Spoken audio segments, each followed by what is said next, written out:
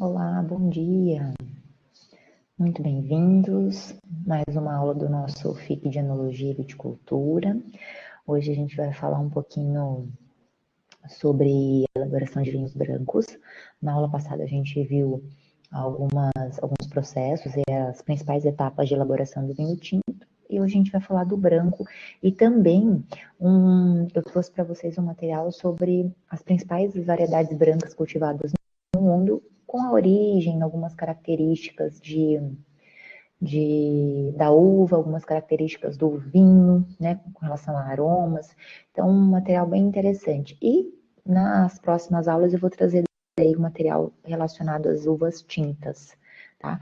As principais variedades cultivadas, tanto francesas quanto algumas italianas também, com as principais características da uva e as principais características do vinho. Combinado? Eu vou tirar a câmera, gente, porque tá bem difícil fazer a gravação. Não sei se é a conexão da internet, então tá bem lento. Eu vou projetar a apresentação, mas eu vou tirar o compartilhamento da câmera, tá? Então vocês vão ver só o slide ali aparecendo para vocês, tá bom? Então vamos lá. Então a gente vai ver quais são as principais etapas dos processos de elaboração do vinho branco, né? Além disso, alguns aspectos legais, relembrando o que a gente viu na legislação do vinho, relacionado ao que é vinho, quais são as uvas permitidas pela legislação para elaboração de vinho fino, né, que são só as vites viníferas, enfim, vários aspectos relacionados à legislação brasileira, retomando só, né, relembrando alguns conceitos. Vamos ver diversidades e estilos de vinhos brancos, né? Temos vinhos brancos considerados neutros e aromáticos, então tem essa diferença, né, entre quais uvas dão origem a vinhos neutros e quais as principais características relacionadas a esse estilo de vinho. O mesmo para vinhos aromáticos, e aí vamos falar um pouquinho dos estilos mais conhecidos e elaborados no mundo, né, que são provenientes e originados das variedades Chardonnay e Sauvignon Blanc. Então, toda a região vitivinícola tem um exemplar emblemático relacionado a essas variedades, praticamente, né, todas as regiões do mundo. E aí a gente vai entrar no processo e nas etapas de elaboração. Bom, nós vimos que a lei 10.970 lá de 2004, ela traz a classificação quando a gente fala dos vinhos, né, relacionadas ao que é vinho e como eles se classificam. Então, pode ter vinho de mesa, vinho leve, vinho fino, espumante, frisante, licoroso, composto, enfim, uma série de classificações relacionadas ao estilo, né, a classe. Quanto à cor, ele pode ser tinto, pode ser rosado, e aí se ele for rosado, ele pode ser chamado de rosé ou clarete, e branco. E a gente já tem agora os vinhos laranjas, né? Eles ainda não possuem uma classificação, uma legislação ainda, então eles estão dentro da legislação dos vinhos brancos. Então tudo que é aplicado para o vinho branco também deve ser aplicado para o vinho laranja. É claro que não cabe, né? Todas as características da legislação não, né, do vinho branco não cabem para o vinho laranja. Até porque o vinho laranja ele é uma mistura, né, de elaboração do vinho tinto com o vinho branco. Então, ainda a gente tem esse lapso aí na nossa legislação que em breve eu espero seja corrigido, né? E quanto ao teor de açúcar, aí a gente fala com relação principalmente aos espumantes, né? Natura, Extra Brut, Brut, mas também com relação a alguns vinhos tranquilos, que podem ser suaves, podem ser demi-sec, e os nossos licorosos ou vinho de sobremesa, colheita tardia, que são os vinhos doces também. Bom, a classificação de cor, conforme a nossa legislação, ela não diz parâmetros mínimos para dizer que um vinho é branco, que um vinho é tinto, que um vinho é rosé. Não tem lá um limiar dizendo tantos por cento de cor ou tanta no comprimento de onda tal tem que ter o vinho branco ou tem que ter o vinho tinto. O que é avaliado são algumas definições do estilo de elaboração e com relação à escolha da uva. Então, o vinho produzido exclusivamente pela fermentação apenas do mosto da uva, por quê? Porque vinho branco não tem contato com as cascas, e é aqui que a gente não consegue encaixar o vinho laranja, né? Porque o vinho laranja ele é elaborado em contato com as cascas, a partir de uma uva branca. Então, aqui a legislação, ela classifica e define como o vinho que é como a fermentação exclusivamente do mosto, sem contato com as cascas. Então, não é a variedade de uva, né, mas é a ausência de contato com a casca durante a fermentação alcoólica que vai distinguir um vinho branco de um vinho tinto. Por quê? Porque eu também posso fazer um vinho branco a partir de uma variedade tinta. É só eu não deixar o contato com as cascas, né? O que dá cor para o vinho, e isso a gente também percebe, vou sempre usar o vinho laranja como exemplo, que é para vocês terem um comparativo, é justamente o contato com as cascas. Então, eu posso usar uma Cabernet Sauvignon, uma Merlot, para fazer um vinho branco. Eu consigo fazer tanto que a gente até tem vinhos, por exemplo, um Malbec elaborado em branco. Por quê? Porque se exclui o contato com a casca. E em contrapartida, a gente tem um vinho laranja, né, que é a partir de uma uva branca que tem contato com as cascas, e aí ele também adquire cor. Né, ele fica com aquela coloração mais alaranjada, uma coloração um pouco mais âmbar. Né? Então, o contato com as cascas, ele define efetivamente o que é, né, a diferença entre um vinho branco e um vinho tinto. O vinho branco ele é elaborado a partir de mostos de uvas brancas ou tintas, né, não colorido, e evitando a sua maceração. Então, quando eu escolho uma uva tinta, eu não macero, eu não coloco. Macerar é estar em contato com as cascas. Então, eu excluo, né, essa etapa no processo de elaboração. Então, eles podem ser, sim, os vinhos brancos produzidos com variedades tintas, desde que evitem essa extração de cor das cascas, né? O vinho rosé, ele tem pouco contato, por isso que a coloração dele é mais para o rosado, né? Para aquelas tonalidades de rosa, salmão, enfim, aquela infinidade de tons de rosés que a gente conhece. Eles até podem passar por alguma maceração, mas vai ser muito pequena, né? Então a coloração também vai. A intensidade da coloração, ela está diretamente ligada ao tempo de maceração com as cascas, tá? Tanto do branco quanto do tinto. Então, a cor é o único critério que diferencia rosé de tinto e branco, né? Porque pela legislação eu não tenho nada além disso, né, para diferenciar, então, estilos de vinho. E aqui a gente fala de tonalidades, então, de brancos e rosés. Olha, para a gente ter uma ideia, a partir daqui, ó, eu tenho essa coloração, que é quase uma cor água, né, um esverdeado bem clarinho, ou citrino, que a gente chama, e a partir daqui, então, a evolução das cores. Quando eu chego mais ou menos aqui, eu já percebo que tem uma coloração de evolução do vinho. Tirando os vinhos licorosos, né, os vinhos de sobremesa, que tem, né, tipo o vinho do Porto, o vinho Madeira, que tem uma coloração voltada aqui para esses tons, isso já é pelo estilo de elaboração. Se eu tiver um Chardonnay, um Sauvignon Blanc, um Torrontés, um Riesling, enfim, um tinto, um vinho branco, com elaboração tradicional e clássica, ele tem que ficar nessas tonalidades aqui, principalmente, se ele for um vinho, né, que esteja pronto para o consumo, um vinho jovem, enfim. Aqui também eu tenho alguns estilos que ficam nessa coloração, né, que são os dourados, e a partir da evolução daqui, dessa tonalidade, já tem uma evolução que gera complexidade para o vinho, isso é bem interessante, então alguns chardonnays, né, alguns Riesling apresentam essa coloração, Riesling renano, tá, gente, eu digo, aqueles alemães mesmo. Então, eu já tenho uma coloração mais para o tom de dourado. E aí, isso implica uma evolução desejada para o vinho, que gera complexidade muito interessante. E, a partir dessas tonalidades, provavelmente, se eu tivesse essas tonalidades em vinhos, né, no Chardonnay, um Sauvignon Blanc, enfim, eu vou ter um indicativo de evolução e já de um declínio desse vinho. Ele já vai apresentar notas oxidativas exageradas para o estilo, e já vai ter a presença ali de declínio e, às vezes, até um defeito. Então, durante a etapa pré-fermentativa, né, no caso dos vinhos brancos, eles podem sim ter ou não contato com as cascas, né, porque, por exemplo,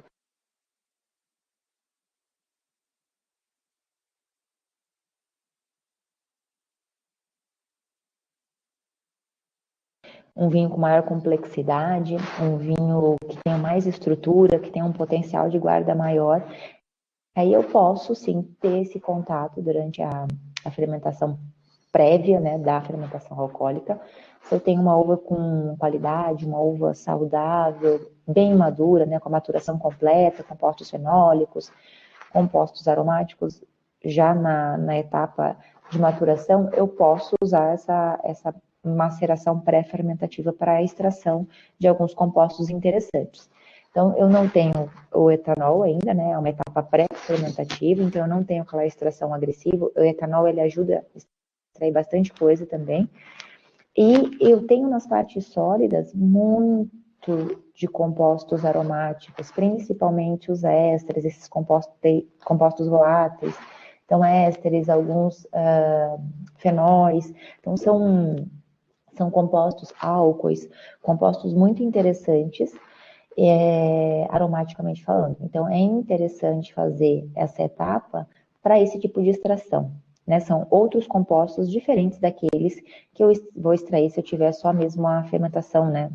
Prenso, tiro as cascas e só fermento o mosto.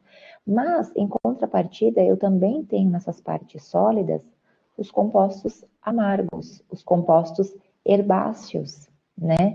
Por quê? Porque eu tenho a parte lenhosa ali, eu tenho o engaço, né, que é o nosso cabinho ali da uva, tenho várias partes que podem passar para aquele mosto substâncias herbáceas e substâncias com gosto amargo, a depender da maturação desse meu engaço, né? Se ele tiver ainda com algum verdume, se ele não tiver alcançado a maturação completa, não tiver lignificado, que a gente chama, ele pode transferir. Então, muito cuidado para tomar essa decisão de fazer essa etapa, eu preciso tomar esse cuidado e saber qual é a matéria-prima que eu tenho ali. Então, a qualidade desse vinho, ela vai depender de todos os processos, mas principalmente das escolhas pré-fermentativas. Lembra que a gente viu as operações pré-fermentativas? E ali a gente via a maturação, a colheita, a etapa de desengasse, esmagamento, né, a força de prensagem, como eu faço essa prensagem. Então, tudo isso, no caso do branco, a gente prensa antes da fermentação alcoólica, né? E, enfim, da deburbagem ou clarificação, que também é essa limpeza de mosto, né? Então, eu faço uma limpeza do mosto antes de mandar esse mosto para fermentação alcoólica.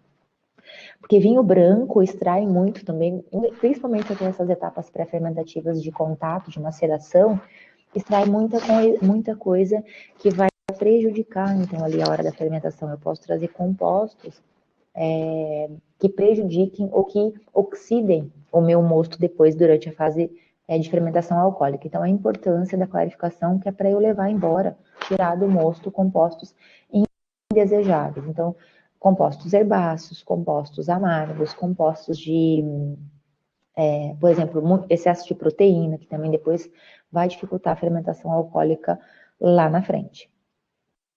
Então, os vinhos brancos, eles têm uma classificação quanto ao tipo de elaboração, então como ele é feito, e com relação também a tempo de envelhecimento. Existem vinhos brancos que são jovens para serem consumidos rápidos, né, no ano da elaboração, 2, no máximo 3 anos. Temos os vinhos estruturados, né, complexos, com envelhecimento em barrica, e tem os vinhos também que são fermentados e maturados, né, envelhecidos em barrica de carvalho também. E os vinhos que a gente conhece como generosos, que são os vinhos de teor alcoólico mais elevado e com envelhecimento oxidativo ou biológico, que são os famosos vinhos de Jerez. Então, eles têm um processo de elaboração muito diferente. Então, eles promovem a oxidação desse vinho, promovem a formação da flor ali em cima, né, daquela camada de leveduras, que vai fazer com que o vinho tenha características muito diferentes. Então, tenha complexidade aromática, tenha um teor alcoólico mais elevado. Então, são vinhos muito diferentes e as características que eles têm no final, lá quando vão para a garrafa e para a nossa taça, são provenientes exatamente do processo de elaboração. Então, e com relação também a outro tipo de classificação que a gente poderia designar os vinhos brancos, com relação à variedade, então a variedade de uva do qual ele a partir do qual ele é elaborado. Por exemplo, os vinhos neutros, né? Existem vinhos brancos que são considerados vinhos neutros. Não possuem uma característica varietal muito emblemática, ou seja, que gera personalidade para esse vinho. Tem aroma de flor, tem aroma de fruta, né? Aromas mais frescos, aromas que remetem mais a frutas frescas, que tem aquele frescor, aquela acidez mais pronunciada. Mas não possuem, assim, se você pega um vinho desse e leva ali no nariz, diz, é o vinho Sauvignon Blanc, por exemplo, que tem aquela característica, né? Que tem aquela personalidade definida e marcante. Os vinhos aromáticos, que aí são elaborados a partir de variedades extremamente aromáticas, a que a gente conhece muito bem é a Moscato Giallo, a Moscato Bianco, né, que é elaborado o Moscatel, mas a gente também tem vinhos secos a partir desta variedade, a Riesling, a Gewürztraminer, são vinhos, são uvas que são consideradas extremamente aromáticas e que dão origem a vinhos também muito aromáticos, né, a Malvasia, a própria Sauvignon Blanc, enfim, uma infinidade de castas aí diferentes. Então, os vinhos brancos, eles possuem um caráter regional, né, prevalecendo características da variedade e do processo. Então, aí a gente tem uma combinação, né, uma simbiose dessas duas etapas aí. Então, o caráter varietal e terroir, influenciando aí as características, principalmente de perfil e compostos aromáticos, e aí o processo, a partir do processo, durante a etapa de fermentação alcoólica, o vinho branco ele adquire muita personalidade, porque é na etapa fermentativa que muitos compostos aromáticos precursores, principalmente, de acordo com o tipo de processo, temperatura de fermentação, tempo de fermentação, levedura utilizada. Então, tudo isso vai influenciar na definição de perfil aromático. Por quê? Porque a partir disso eu vou ter ou não a expressão daquelas moléculas aromáticas que estão na uva, né, que estão no mosto. Então, eu tenho precursores aromáticos que vão formar compostos aromáticos a partir desse processo de fermentação alcoólica, de como ele será conduzido. Os vinhos brancos possuem extração dos compostos da baga diferente do que a gente tem em tinto, né? Por quê? Porque quando tem contato com as cascas, essa etapa ela ocorre antes da fermentação alcoólica, né? Não ocorre durante e nem tem maceração pós-fermentativa. Então, quando tem contato, o contato ele é pré-fermentativo. Então, isso muda, né? Perfil aromático, muda uma série de características do vinho. Esses processos que são chamados pré-fermentativos, então, principalmente essa maceração, ela vai ter justamente... Obrigada. Até. Então, os processos, eles são responsáveis, gente, pela qualidade e pelo defeito que vai ter o vinho. Então, a escolha de fazer essa etapa, ela vai me dizer o perfil do meu vinho. Então, como a gente comentou ali, se eu tiver uma uva com alguma característica herbácea, né, se eu tiver um engaço um pouco mais verde, ou algum problema de doença fúngica, então botrites, podridão ácida, isso vai interferir diretamente na qualidade do meu vinho, tá?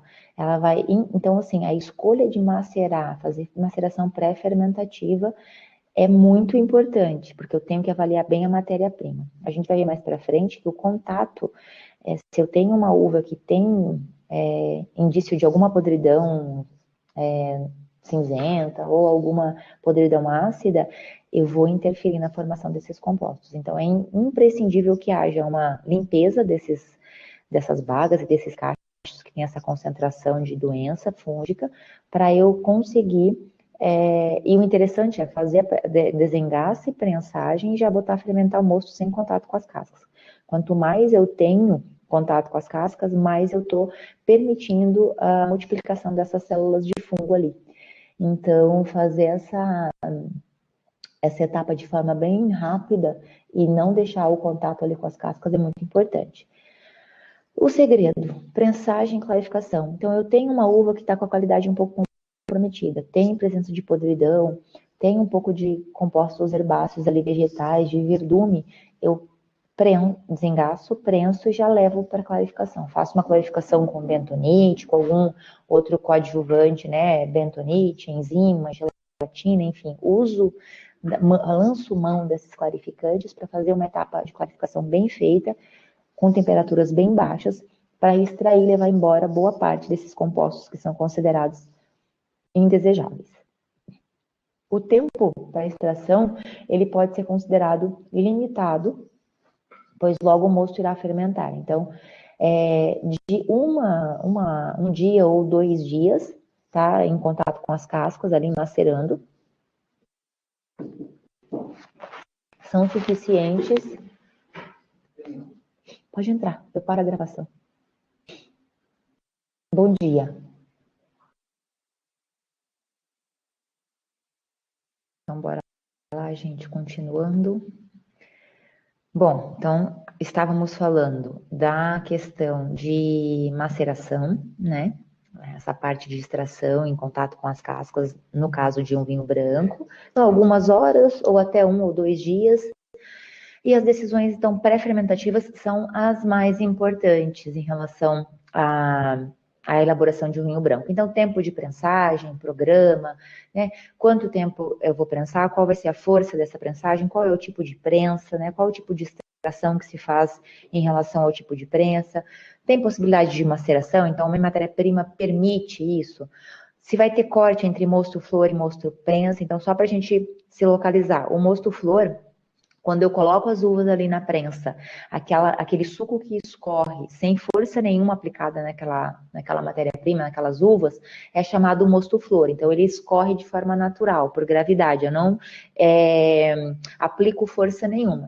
Quando eu começo as prensagens, e daí eu decido se minha prensa tem a possibilidade de fazer uma programação, eu coloco uma força, extraio, né, uma força menor, extraio esse mosto que está ali ainda... Tem muita coisa na uva, é um mosto ainda que vai precisar de pouca força para ser extraído, e depois eu já começo a ter que colocar mais força nessa extração, né, nessa prensa, para conseguir, então, retirar todo o mosto. Eu posso dividir isso em 3 etapas, ou posso só fazer a separação do mosto-flor e uma prensa só, digamos assim, e aí eu vejo, avalio, analiso sensorialmente esses mostos e decido se faço o corte ou se eu levo para fermentação separadamente, isso também pode acontecer. Então, ocorre a fermentação do mosto-flor e do mosto-prensa em tanques separados, e depois do vinho pronto, da análise sensorial e das características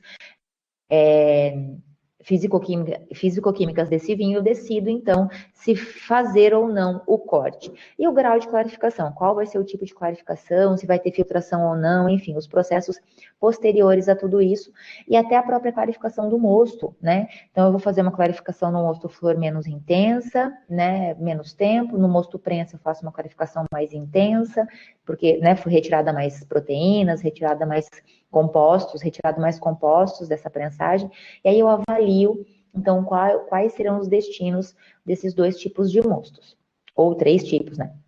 Então, as decisões mais importantes, quando eu falo em elaboração de vinho branco, elas vão ocorrer antes da fermentação alcoólica, tá, gente? Isso é imprescindível ter bem claro na nossa cabeça. Então, antes de eu imaginar qualquer coisa para aquele vinho, para levar aquela uva para fermentação alcoólica, eu penso nessas etapas prévias, nas etapas pré-fermentativas. Então, se eu tiver que corrigir a acidez, se eu tiver que clarificar muito, se eu tiver problema com podridão, com uvas verdes, tudo isso é mais difícil de eu corrigir depois. Então, eu procuro avaliar a situação e fazer as correções previamente. Quando a fermentação alcoólica de um vinho branco ela se inicia, eu já tenho o estilo de vinho definido. Por quê? Porque o vinho branco, geralmente, né, a maioria dos estilos de vinhos brancos, não passa por madeira, é mais difícil eu fazer correções e dar estrutura para aquele vinho se eu não tomei as decisões antecipadamente. O local de fermentação também vai fermentar em madeira, ou seja, na barrica de carvalho, vai fermentar no tanque de inox. Tudo isso é em base à minha matéria-prima. Então, acompanhamento da maturação a campo, data da colheita, sanidade da uva, grau de maturação, tudo isso vai ser avaliado para que eu tome essas decisões. Corrigir defeitos depois fica mais difícil. Se eu não fizer uma boa clarificação ali na deburbagem, que é a clarificação pré-fermentativa, vai ser difícil também depois eu fazer qualquer tipo de correção durante a fermentação alcoólica, ou piorou ainda, pós-fermentação alcoólica. Então, planejamento e decisões na fermentação, na elaboração de vinho branco, quanto antes eu tiver isso definido, melhor. E garante, né, a qualidade do meu vinho. Então, falando ali de cada tipo de vinificação, eu tenho uma etapa-chave onde as decisões vão ser tomadas, as principais decisões desse processo. Então, incubação e maceração, né, eu vou deixar essa uva macerando algum tempo ali pré-fermentativamente falando com cascas. Quais vão ser essas operações pré-fermentativas que eu vou realizar? E se eu tiver desenvolvimento de fungo, principalmente podridão cinzenta, que é a Botrytis cinerea, aí eu também tenho que ter essa avaliação. Essas operações pré-fermentativas serão definidas em base às características e à sanidade da minha matéria-prima, tá? Isso é fato. Se eu tenho uva com podridão, com problema de doença, eu não realizo maceração com cascas, tá? Porque ali eu vou aumentar o meu problema, na verdade. Ao invés de eu solucionar, eu vou aumentar o meu problema. Esses fungos vão passar para o mosto, vão dificultar a fermentação, vão ter desvio, vão promover desvios de rotas metabólicas, vão promover a elaboração de compostos, formação de compostos indesejáveis. Então, é muito importante que eu faça uma limpeza, que eu desengasse, pense e leve o mosto clarificar para fazer a fermentação mais limpo, porque daí eu vou salvar, vou conseguir tirar essas características mais negativas, digamos assim, e vou conseguir ter ainda um vinho equilibrado, um vinho com características aromáticas interessantes. Bom, diversidades e estilos, né? São muitos. O vinho branco, uva branca possui possibilidades infinitas de elaboração. Então, eu posso fazer os espumantes, eu posso fazer vinhos tranquilos, eu posso fazer vinho seco, doce, né? Então, uma mesma variedade, ela pode ter diferentes destinos, digamos assim. Ela pode fazer um espumante, pode fazer um vinho tranquilo, leve, pode fazer um vinho complexo, um vinho com fermentação em barrica, um vinho com envelhecimento em barrica. Então, tudo vai depender também da colheita dos diferentes estágios de maturação. Então, eu quero um vinho muito refrescante, com muito frescor, muitas notas aromáticas de frutas frescas, com algum vegetal, tipo a Sauvignon Blanc, ela tem muito dessa característica, né? Então, eu faço a colheita, eu não espero o avanço, né, da maturação. Riesling, Gewürztraminer, por exemplo, são variedades extremamente aromáticas e completamente reconhecidas, né? Na hora que eu abro um vinho, se eu já tive contato e já tomei um Riesling, um Gewürztraminer, sabendo, né, quem eram, e percebi essas características, assim como o moscato também, eu vou conseguir perceber e reconhecer essas variedades num vinho, né? Mesmo sem saber se aquele vinho é feito ou não de Gewürz, de Riesling. Sauvignon Blanc e Semillon também são muito aromáticas, né? Comuns na França, Semillon muito plantada na Argentina, então existem vinhos argentinos a partir de Semillon muito reconhecidos e com características muito emblemáticas, muito peculiares. Bom, vinhos leves, refrescantes, aromáticos, encorpados, enfim, esses são os grandes grupos, né, que englobam as variedades, né, e os estilos de vinhos brancos, só para a gente ter graficamente na nossa cabeça. E vinho branco faz malolática? Sim, alguns brancos, por exemplo, o exemplo mais conhecido e reconhecido é o vinho Chardonnay. Então, a variedade Chardonnay dá origem a vinhos que possuem essa capacidade de melhorarem e terem complexidade com a realização da malolática, com a passagem por barrica de carvalho. Então, tudo isso vai agregar valor e complexidade ao vinho. Mas todas as variedades possuem características que permitem esse tipo de fermentação e a passagem por barrica? A gente pode até tentar, mas a gente vai perceber que nem sempre aquela variedade tem características que permitem, né, a elaboração de um vinho a partir desses processos de fermentação malolática, de passagem por barrica. Hoje, alguns produtores já usam a Sauvignon Blanc, por exemplo, para fermentar ou para estagiar em barrica de carvalho. É comum? Não. E era muito menos comum há 5 anos, 10 anos atrás. Hoje, já existem alguns produtores, até aqui mesmo na Serra Catarinense, que fazem Sauvignon Blanc a partir desses processos. Então, realiza malolática, passa um tempo em barrica. Alguns até arriscam fazendo a fermentação em barrica. Eu falo arrisco, gente, porque não dá certo, ou porque tem algum problema de dar errado. O perfil de vinho é outro. Então, a gente tem que ter muito bem em mente isso quando é produtor, porque se você vai elaborar um vinho nesse estilo, é um estilo que não é esperado. Então, quando eu abro um Sauvignon Blanc, eu não espero encontrar características de passagem por barrica, características de fermentação malolática. Então, são estilos diferentes. E aí eu preparo o consumidor para esse estilo de vinho. É um estilo bem peculiar, um estilo muito específico e característico. Então, eu transformo o que a gente conhece sobre Sauvignon Blanc, né? Há pouco tempo atrás, acho que foi em março ou fevereiro, eu tive essa experiência de fazer uma degustação com Sauvignon Blanc fermentação normal, né? O Sauvignon Blanc clássico que a gente conhece, fresco, aromático, notas herbáceas agradáveis, enfim. Um Sauvignon Blanc que teve passagem, né, estagiou em barrica de carvalho, completamente diferente também, e um Sauvignon Blanc que fermentou e estagiou em barrica de carvalho. Então, perfis completamente diferentes. Então, o que estagiou em barrica de carvalho e fermentou, um perfil mais adocicado, com notas de frutas brancas maduras, florais, muitos florais. Ele parecia que tinha, não aromas, mas fragrâncias. Essa é a diferença, né? Era um vinho completamente, parecia um perfume até. Então, tudo isso precisa ser avaliado para a gente entender se o consumidor ou um grupo de consumidores, né, vai entender, porque tudo depende da interpretação que eu dou para aquele vinho, do entendimento que o consumidor dá para aquele vinho. Então, a diversidade de aromas em vinhos brancos, ela é muito mais complexa em determinados momentos do que vinhos tintos. Por quê? Porque eu tenho a variedade, eu tenho o processo de fermentação, eu tenho o envelhecimento, eu tenho várias etapas que influenciam e que podem mudar o curso, então, desse perfil aromático. Então, dividindo em grupos, né, em categorias, a gente pode ter os vinhos premium, que são vinhos que vão melhorar, ganhar complexidade com o envelhecimento, ganhando o que a gente chama de buquê, ou seja, que tem, assim, diferentes grupos de descritores aromáticos e que tem aromas da variedade, tem aromas de fermentação, tem aromas da maturação, né, do período de maturação, e tem o aroma de envelhecimento, ou seja, de evolução. E o Premier, que são vinhos que não têm potencial de envelhecimento, são consumidos jovens, são os primeiros, né?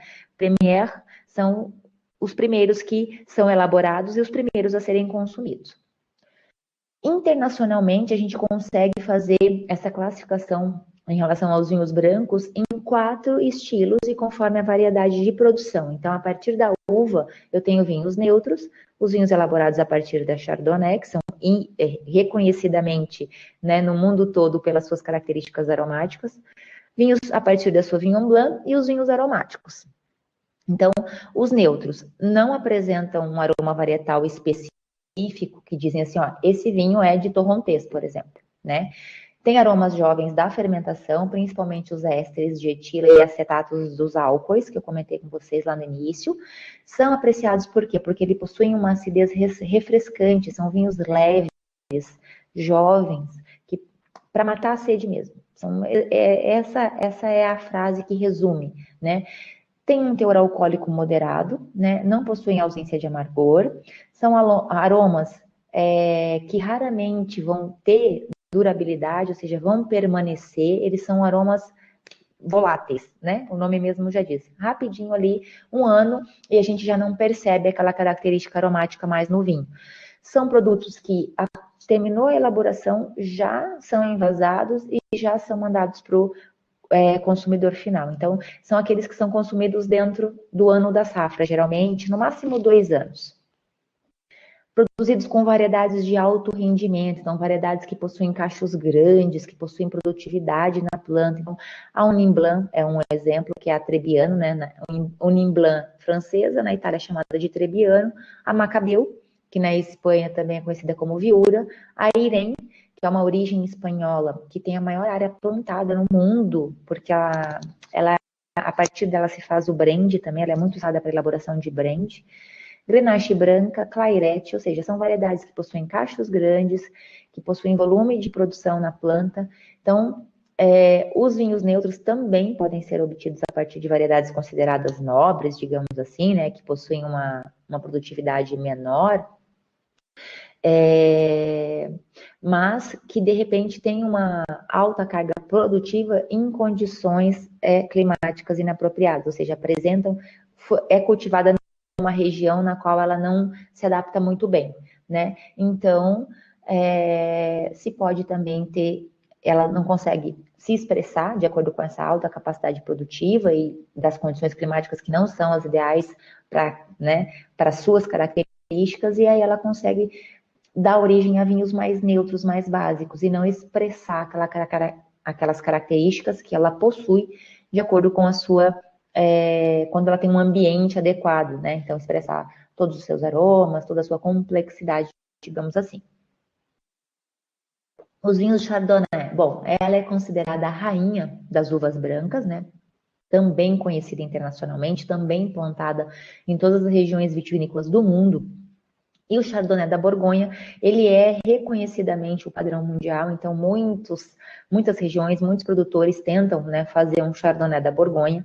São potentes, intensos, complexos, então tem potencial de guarda, são vinhos que envelhecem muito bem, né, os conhecidos e famosos Chablis. Apresentam um buquê, eles evoluem para esse buquê de redução, então apresentam muitas notas de redução, podem, né, tem a fermentação em madeira e o envelhecimento também sobre borras, ou seja, passam um tempo ainda sobre borras e em contato com barrica de carvalho. E muitas regiões do mundo, como eu comentei, buscam, né, produzir um Chardonnay semelhante a esse. E as regiões do Novo Mundo, então, que também produzem Chardonnays reconhecidos no mundo todo, já tem um perfil completamente diferente, né? A gente não consegue fazer uma comparação, é um outro estilo de vinho. O Sauvignon Blanc, então, é uma referência de vinho no mundo, na região de Sancerre-Pouilly-Fumé, lá na França. Então, são os Sauvignons Blancs que são reconhecidos e também muitos tentam imitá-los. Tem aroma intenso e complexo, mas é fácil de reconhecer. Então, uma vez que você tomou um Sancerre ou um Pouilly-Fumé, se você for tomar esse vinho de novo, mesmo às cegas, você vai reconhecer de alguma forma por algum aroma, alguma característica.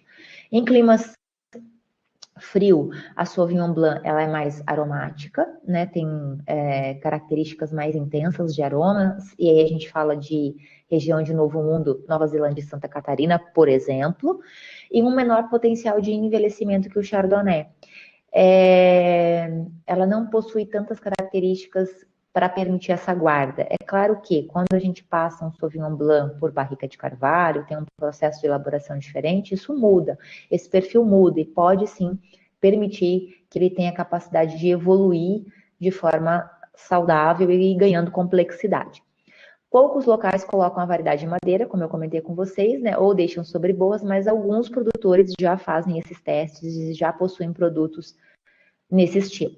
Os vinhos aromáticos possuem diferentes variedades, né? As variedades mais aromáticas, que até umas eu já comentei com vocês, como a Riesling, Gewürztraminer, mas a Pinot Gris também, ou a Pinot Grigio na Itália, possuem essas características. A colheita tardia produz vinhos premium na categoria de doces, então quando a gente fala de sauternes, esses vinhos que são feitos de colheita tardia, né, ou de podridão nobre, também são feitos a partir dessas variedades aromáticas. A podridão nobre, gente, é a Botrytis cinerea, que é o fungo, né, o principal fungo de podridão da uva, mas de forma positiva. Então, ele se expressa ali na uva, de acordo com as características climáticas que a região tem, ele vai fazendo a uva se tornar como se fosse uva passa. E isso gera concentração de açúcares e concentração aromática. Então, fica um estilo muito peculiar, muito único e muito difícil de ser elaborado, né? São poucas as regiões no mundo que têm essas condições climáticas que permitem a evolução dessa podridão de forma positiva, então a podridão nobre, e o volume, né, é muito baixo, porque eu preciso de muita uva para conseguir produzir uma garrafa, né? O rendimento é muito baixo. O aroma característico, então, que lembra a uva floral ou moscatado, a gente tem as famílias das uvas moscateladas, que pertencem à moscatel. Então, a moscatel, ela não é uma uva, ela é uma família de mais de 220 variedades de uvas diferentes, todas elas muito aromáticas. Então, o aroma é proveniente principalmente de precursores dessas variedades, né? Então, às vezes, o mosto, ele é pouco aromático, mas o processo de fermentação alcoólica vai fazer com que as leveduras transformem esses precursores em aromas perceptíveis depois, né? Sensorialmente falando. Compostos como os terpenos, os ésteres e os norisoprenoides são, né, são as categorias presentes nessas variedades que vão dar esse perfil aromático para o vinho pronto depois. Variedades típicas, então, de cada região vinícola, quando a gente fala de variedades aromáticas. Chenin Blanc, Viognier Petit e Gros Mansen, que é na França. O Alvarinho, na Espanha e Portugal também, né? Petit Arvine, na Suíça, e a Niágara e Guete, aqui em Santa Catarina. Quando a gente fala de maturação e colheita, muito importante, então, na elaboração dos vinhos brancos. Qual é os critérios para que eu tenha uma uva de qualidade lá na minha cantina? Então, o objetivo dos vinhos brancos, aromas finos, intensos, um balanço, isso é super importante, entre acidez e corpo. Então, os fatores decisivos nas qualidades dos vinhos brancos: maturação e sanidade da minha uva e um método de colheita. Então, por exemplo, aqui no Brasil, 95% da nossa colheita é manual. Tem, acho que são poucas vinícolas que têm uma, eu acredito, ou duas, não sei, acho que a Almaden faz uso da colheita mecânica. Na Europa e na Nova Zelândia é comum já, algumas regiões na Europa já fazem uso da colheita mecânica, e na Nova Zelândia praticamente 100% da colheita é mecanizada. Se vocês procurarem um trabalho do José Marcon Filho, uma tese de doutorado, ele avaliou vinhos elaborados na Nova Zelândia e vinhos comerciais aqui de Santa Catarina. As principais diferenças encontradas com relação à composição aromática é por conta da colheita mecânica e da colheita manual. Então, a colheita mecânica, ela muda o perfil, completamente o perfil aromático do vinho. Então, se vocês pegarem um vinho da Nova Zelândia e um vinho de Sauvignon Blanc aqui do Brasil, não precisa ser de Santa Catarina, mas, né, um vinho do Rio Grande do Sul, enfim, de uma outra região, e fizer um comparativo, vocês vão perceber. E a diferença desse perfil provém principalmente por conta do tipo de colheita. Bom, quais são os critérios, então? A sanidade, então as variedades brancas são muito mais sensíveis com relação às questões climáticas e a doenças fúngicas, então a botrytis. Atacam principalmente, qual que é o problema das doenças? Elas atacam principalmente quando começa a mudança de cor, ou seja, quando começa o processo de maturação, a etapa de maturação. E isso vai se prolongando. Então, para eu segurar essa condição até que a maturação se complete, dá mais trabalho. Degradam principalmente a casca, né? Então, elimina, isso faz com que ocorra, né, o consumo dos aromas e dos precursores aromáticos, né, dessas moléculas. A podridão cinzenta, que é provocada pelo fungo Botrytis cinerea, reduz muito, muito o aroma varietal, transforma o perfil varietal do nosso vinho, então cria uma instabilidade aromática, principalmente durante o processo de fermentação alcoólica, e faz com que apareçam ainda aromas indesejados, aromas defeituosos. Então, a presença de botrytis, de podridão, né, cinzenta, na uva branca causa uma série de problemas. E aí entra, então, a etapa da clarificação, que é muito importante para conseguir minimizar, né? Eliminar 100% é bem... Se tiver uma contaminação muito grande com a podridão, é mais difícil. Mas, pelo menos, minimizar os efeitos, né? Fazer um vinho neutro, né? Digamos assim. As uvas moscato, 20% já... Isso é um dado, né? De contaminação com botrytis, já percebe, então, a diferença ali no perfil aromático, promove 50% menos da formação de álcools terpênicos, que são os álcools responsáveis pelo perfil aromático, também junto com os ésteres, né? Enfim. A Sauvignon Blanc, 10% de contaminação já diminui os choice voláteis. Então, esses aromas são muito suscetíveis à influência da podridão. Já percebe-se no vinho, então, a alteração aromática. Podridão nobre, que foi o que eu comentei com vocês, é causada pelo mesmo fungo da podridão cinzenta, da podridão do mal, Botrytis cinerea, porém, ela não degrada os aromas varietais e, além disso, ainda realça o caráter mineral de variedades aromáticas como Riesling, Sauvignon Blanc, a própria Semillon. Então, ela permite que uma maceração pelicular aconteça e ocorra o inverso, a concentração dos aromas e a concentração dos açúcares. Então, são vinhos muito específicos, muito singulares. Os mais conhecidos no mundo, Sauternes, né, que são elaborados a partir da podridão nobre.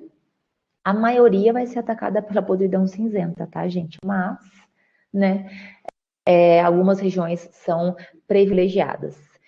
E o aparecimento desse fungo, ele é mais grave nas variedades neutras, por quê? Porque eles vão degradar os precursores aromáticos e esses aromas são formados durante a fermentação. Se eu não tenho as moléculas químicas que vão originar esses aromas, eu não vou ter a formação desses aromas. E aqui a gente tem os dois exemplos. Eu tenho a Botrytis cinerea na formação da podridão cinzenta, que ela degrada o cacho dessa forma aqui, ó. E aqui um exemplo da podridão nobre. Então, ela vai consumindo e a uva vai virando uma uva passa mesmo, ó. E aí, a concentração aromática de açúcares aqui é maravilhosa, gente. É uma completamente diferente, assim, a uva muda completamente o seu perfil aromático. Sanidade da uva. Então, a podridão cinzenta, ela provoca o aparecimento de aromas de mofo, poeira, fungo, aquela coisa de podre que você pega uma uva que está mofada em casa, um pão, aquelas notas aromáticas também podem aparecer no vinho. Além disso, esses aromas que foram elaborados no início ali da elaboração do vinho, eles vão evoluir e vão ir para rançoso, cânfora, ceras. Então, conforme o vinho vai ficando ali na garrafa, vai piorando, né? O nível de contaminação por esse tipo de fungo é um importante critério para determinar a qualidade e o assunto que a gente comentou lá no início da aula, para saber se vai ter maceração ou não pré-fermentativa. Eu tenho um nível de contaminação aqui acima de 10%, que é o que a gente viu que já começa a comprometer o perfil aromático, eu já não posso permitir, então, esse tipo de etapa no meu processo de elaboração. Outro tipo de problema, a podridão ácida, que é quando a uva fica com esse aspecto aqui, ó, e se você aperta, ela se desmancha. A casca parece que está desmanchando. É ainda pior, por quê? Porque nesse caso aqui, eu comprometo completamente o perfil aromático. Então, ela aparece, né? Deixa as uvas avermelhadas e libera esse mosto que tem aroma de vinagre mesmo, você sente. Se você chega no vinhedo e tem uma concentração elevada de podridão ácida, ou você pega um cacho que está contaminado, é nítido na hora a percepção desse aroma avinagrado. O tipo de fungo que ataca, então, é a Hanseníspora ovarium e algumas bactérias acéticas, produz vinhos com uma acidez volátil elevadíssima e uma quantidade elevada de ácido glucônico. E o ácido glucônico, ele compromete também o perfil aromático, ele também dá o aspecto acidificado para o meu vinho. E apresentam alto grau de combinação com SO2, ou seja, ainda eles conseguem eliminar o efeito e a eficiência do conservante. Então, vão ter aromas de poeira, mofo, terra, enfim, é bem desagradável, gente, bem desagradável. E quando eu falo de maturação, os fatores que vão influenciar climáticos e variedade. Então, eu dependo da variedade para saber quando ela vai estar pronta, né? Ela tem um ciclo.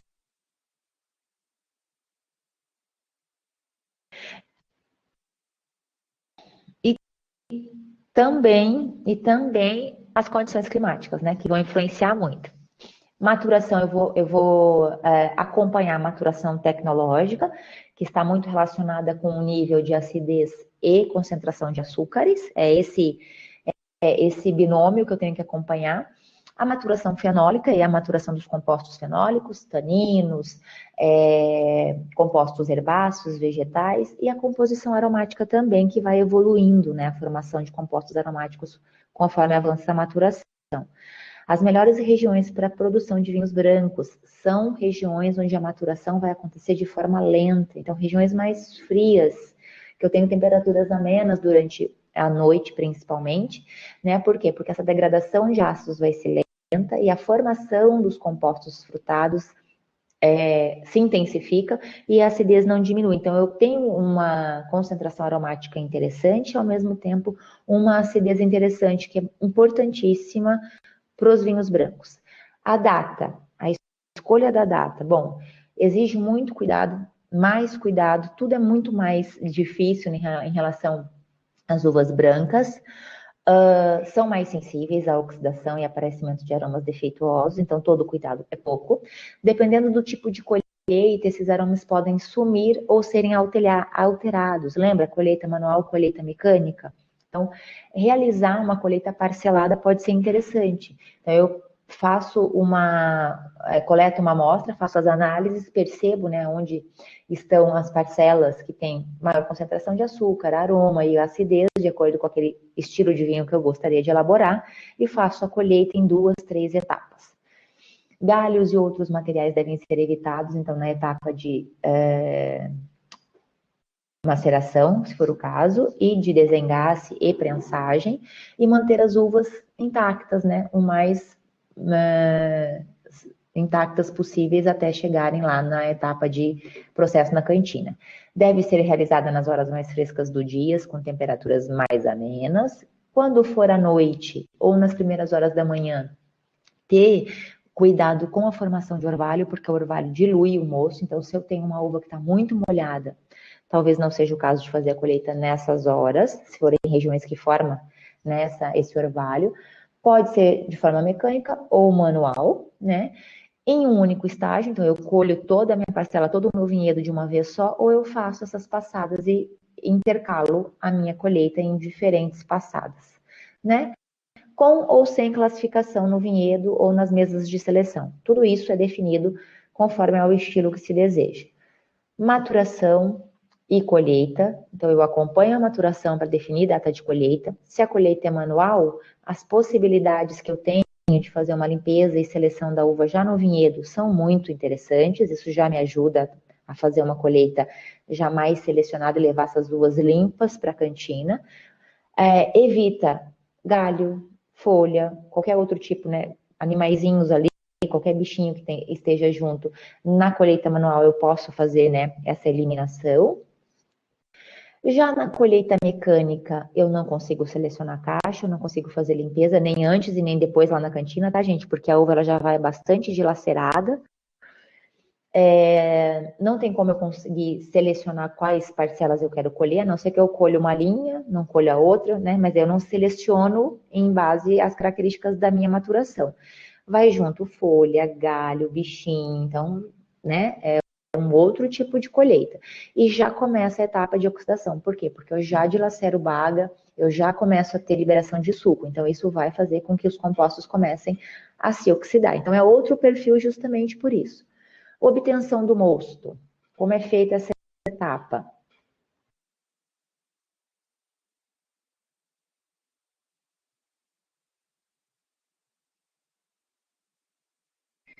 Bora lá. Então, recebimento, gente. Deu uma travadinha aqui.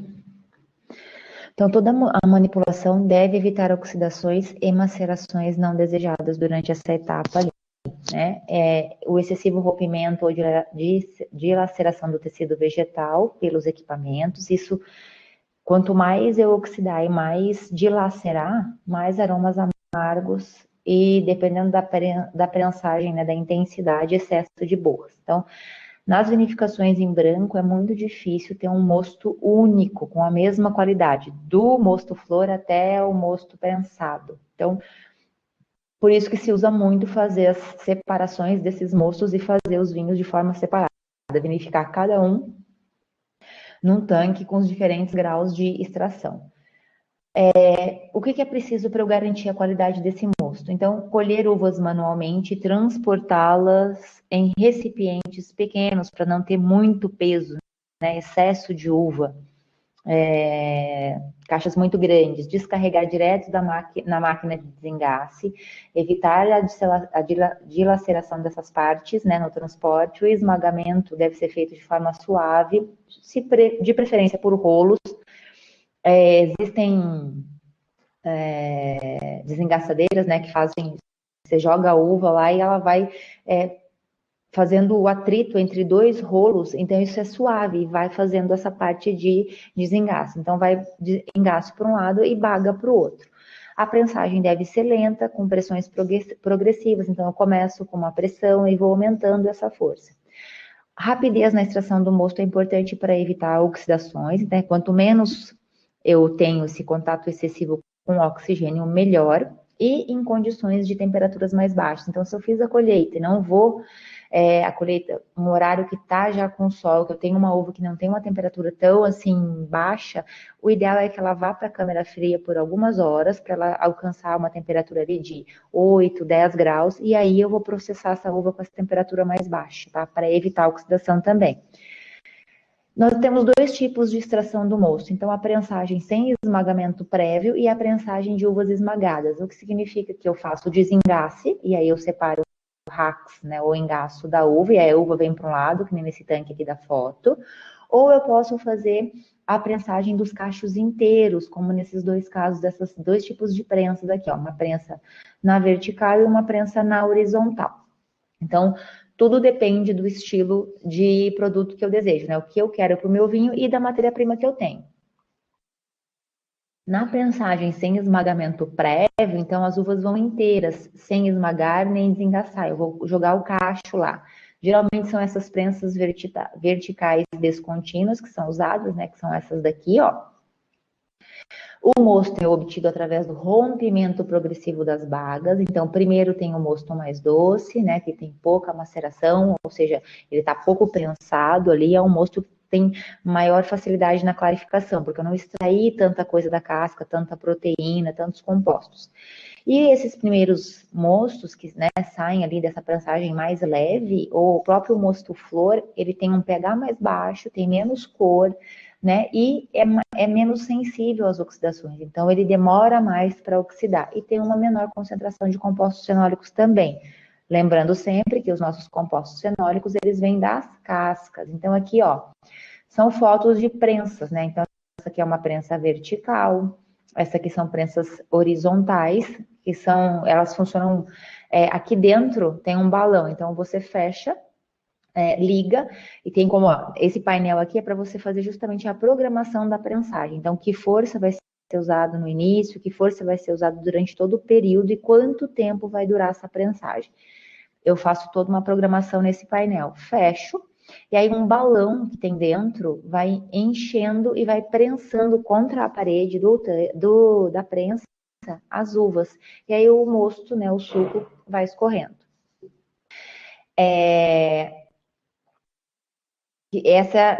Esse estilo que eu expliquei para vocês é o de prensa pneumática, tá, gente? Que tem esse balão.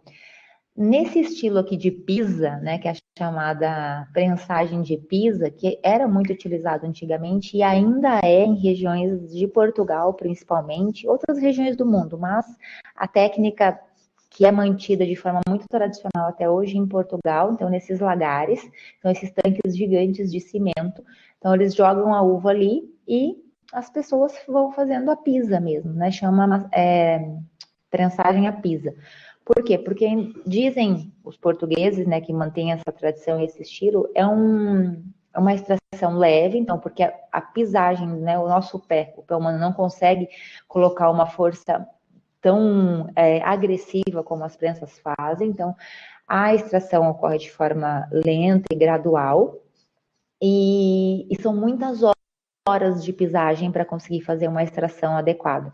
Então, é um trabalho bem artesanal e bem demorado, mas alguns estilos de vinhos em Portugal são elaborados somente dessa forma. Então, algumas vinícolas mantêm essa tradição para alguns produtos, porque dizem que faz muita diferença, já fizeram, né, experimentos de fazer o vinho elaborado a partir de uma prensagem normal, né, feita por uma prensa, e elaborado, então, com a pisa-pé.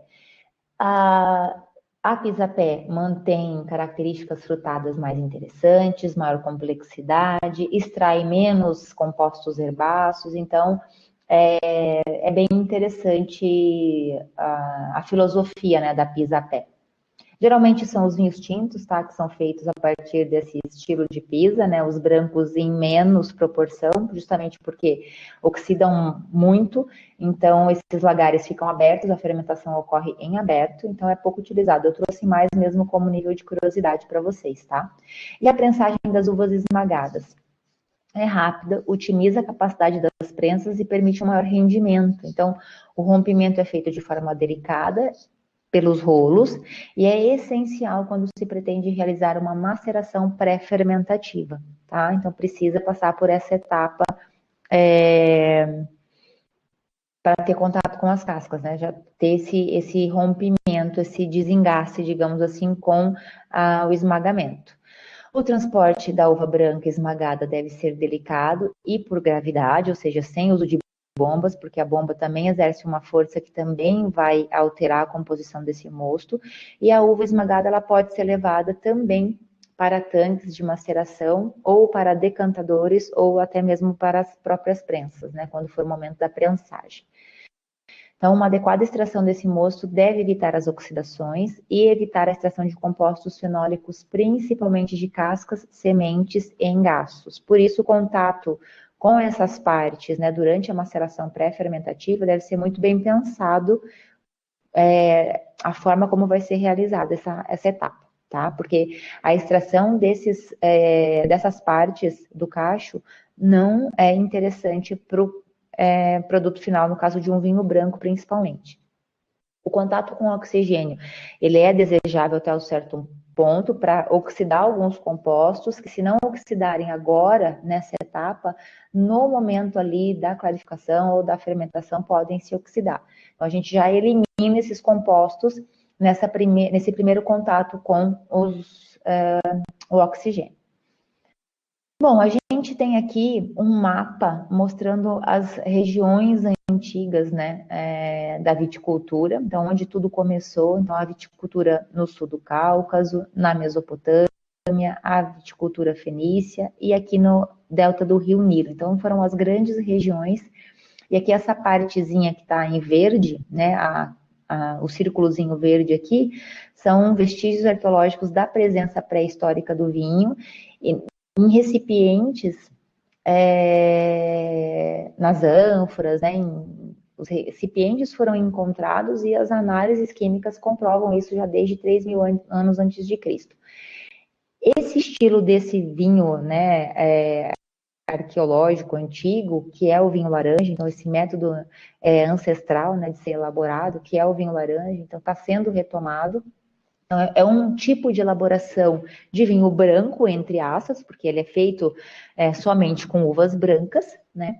Só que dá características e origem a um outro estilo de vinho se a gente for avaliar a cor, né? A nossa legislação, ela usa a cor como uma classificação para definir os estilos. No caso do vinho laranja, que é um estilo de vinho realizado a partir de uvas brancas, eu tenho características completamente diferentes de um vinho branco normal, né? E é interessante como essa composição desses materiais antigos usados como recipientes para fermentação vem voltando. Então, a gente fala, né, do barro, né, desses recipientes em barro. A gente também já começa a ter alternativas interessantes e diferentes, por exemplo, do de concreto. Então, é um resgate que vem casando, então, o que era ancestral, né, o que era antigo e foi usado lá desde os primórdios, e com a tecnologia, com o que se vê agora, com a evolução da tecnologia usada na elaboração dos vinhos. Se a gente fala, então, do tipo das variedades, né, das castas de uvas existentes, são muitas, né? A gente tem mais de 6.000 variedades diferentes no mundo, umas mais, outras menos cultivadas, umas mais conhecidas, outras menos conhecidas, né? Mas a gente sabe que ocorreu, a partir, né, dessas grandes áreas aqui, né, da antiguidade, ocorreu a disseminação dessas variedades e elas foram se cruzando e foram dando origem a outras variedades.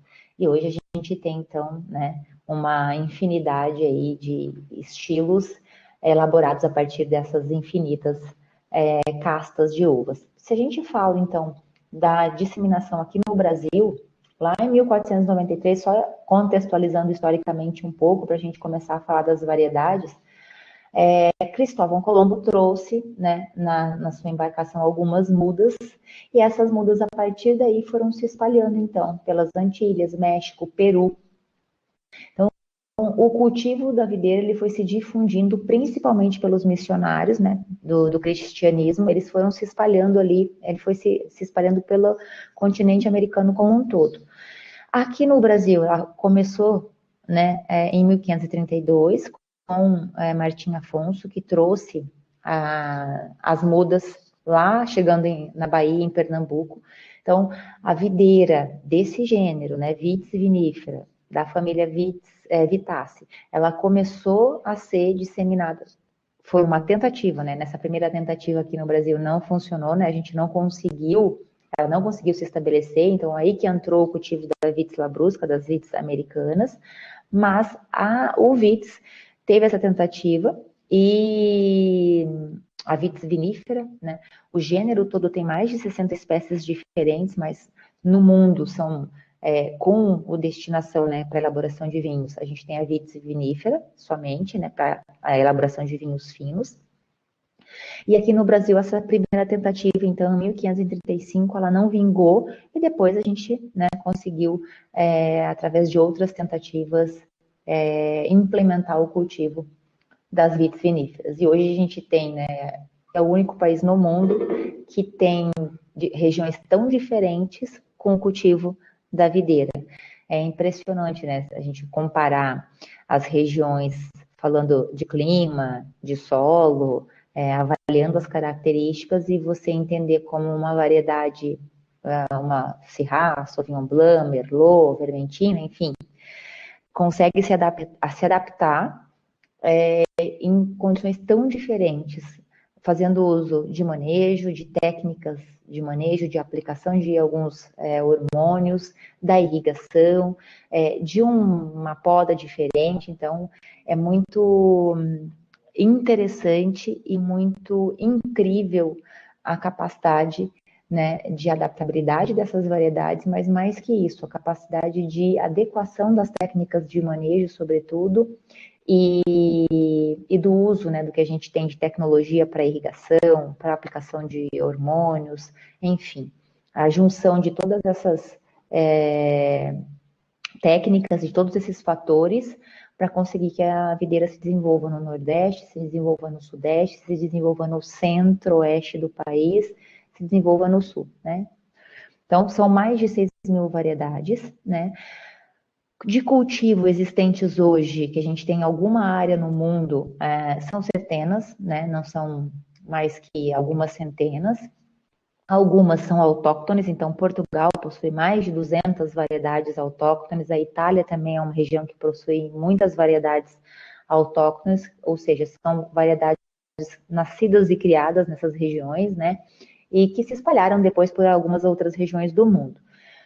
Os vinhos, como a gente já comentou, os vinhos finos são produzidos única e exclusivamente de vitis vinífera, né? A maior parte conhecida dessas variedades é de origem francesa e cada uma tem características específicas de acordo com esse terroir e se adaptam a diferentes terroirs, mas trazendo estilos e personalidade aos vinhos. Cada terroir vai moldar, digamos assim, né, o cultivo dessa uva e trazer especificidades para esse estilo, para o estilo de vinho elaborado a partir de então. É claro que, né, o método de elaboração influencia, mas a matéria-prima que você tem ali vai permitir, então, elaborar determinado estilo com determinadas características. Bom, em primeiro lugar, agora a gente vai falar um pouquinho das variedades. Lembra que eu comentei com vocês, né, que eu ia trazer as principais variedades brancas cultivadas no mundo, as mais conhecidas.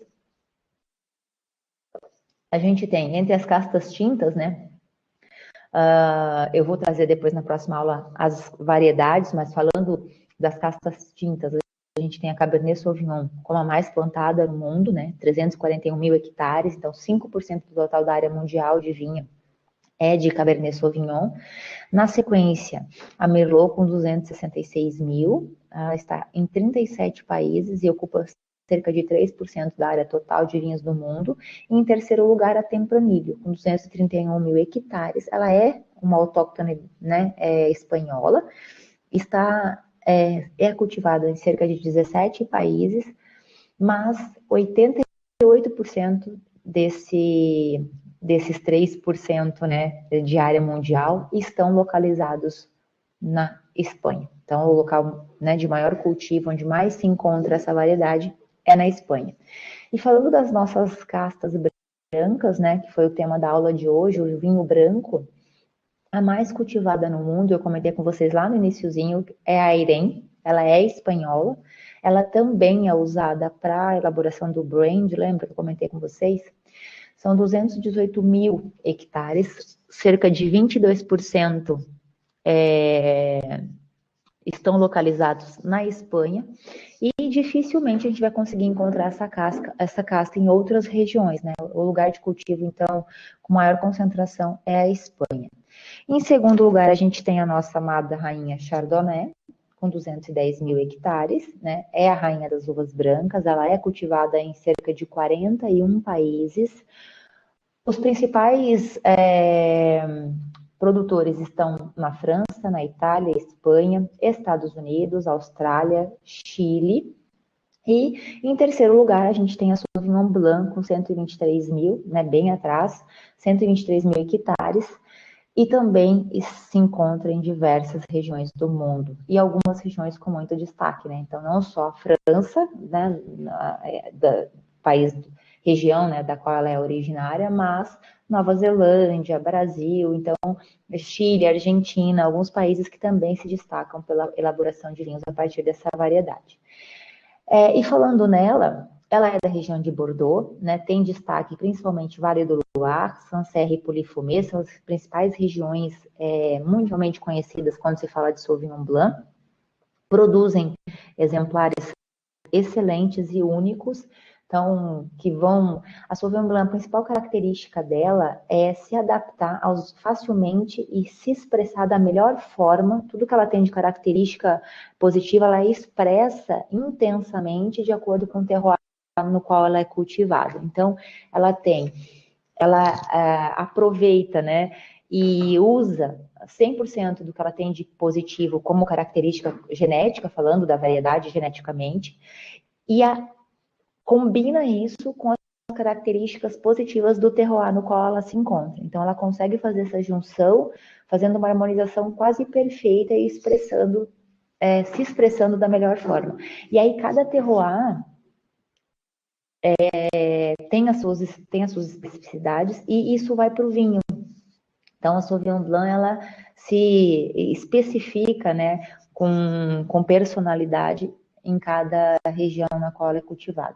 Então, por isso que a gente tem aqui uma forte tendência a falar que a Sauvignon Blanc, ela pode se tornar emblemática dos vinhos de altitude, por isso que a gente tem Nova Zelândia com exemplares únicos no mundo de Sauvignon Blanc, por isso que a gente tem a Argentina, então, assim, a Califórnia, são vários países que conseguem se expressar através dessa variedade, né? Os vinhos de diversos países através dessa variedade. Então, são vinhos que vão se expressar desde aromas minerais, defumados, até florais, frutados frescos, aromas vegetais. Então, é uma gama, né, de descritores aromáticos muito grande.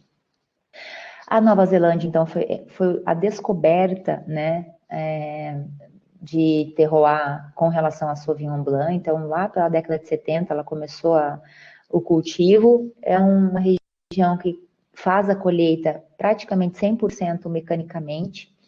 São vinhos que têm uma expressão aromática intensa, de frutas principalmente tropicais, então você vai sentir muito maracujá, abacaxi, manga, e muito do cítrico e do herbáceo também, típicos de clima quente. E aqui a gente tem, né, o herbáceo, o cítrico, algum floral, muito típico de clima frio. No Brasil, então, destaque para a Serra Catarinense, mas também a gente tem outras regiões, né, que produzem bons exemplares de Sauvignon Blanc. E falando da Chardonnay, outra variedade francesa mundialmente conhecida, né, produz vinhos que vão desde vinhos frutados e leves mais frescos até vinhos complexos, estruturados, com passagem por barrica de carvalho, ou seja, untuosos. É também uma variedade bastante versátil e muito conhecida por essa característica de expressar no seu vinho essa complexidade aromática quando tem passagem por barrica de carvalho. Então, ela vai desde uma versão mais frutada, cítrica, até essa versão mais floral e untuosa, né, com aromas lácteos, com essa estrutura mais para um vinho gastronômico. Então, ele pode, né, estagiar em barrica, como eu comentei com vocês, e aí ele vai ter principalmente essas notas provenientes do carvalho, que é baunilha, nozes, amêndoas, o amanteigado, mel, melaço. Então, ela é muito versátil nesse sentido. Então, totalmente transformada, né, quando tem passagem por barrica. A Torrontés, que também é uma casta muito emblemática, mas a sua origem, né, é Argentina.